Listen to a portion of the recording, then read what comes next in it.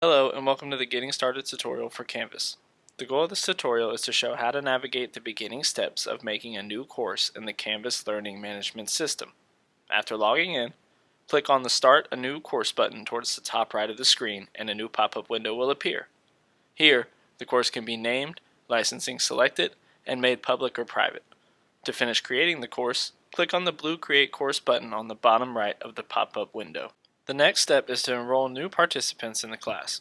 The first thing to do is click the People button located on the side tool column when in the course view. A pop-up window will appear that allows you to search for participants in various ways. In this example, we are searching by email.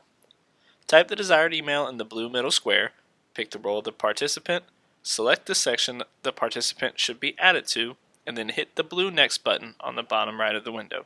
A new pop-up window will appear showing the participants that have been selected to add to the course. Once confirmed, click the blue Add Users button at the bottom right of the window to finish. Last but not least, in order to make the course available to the newly enrolled participants, just click the Publish button on the far top right of the screen underneath Course Status.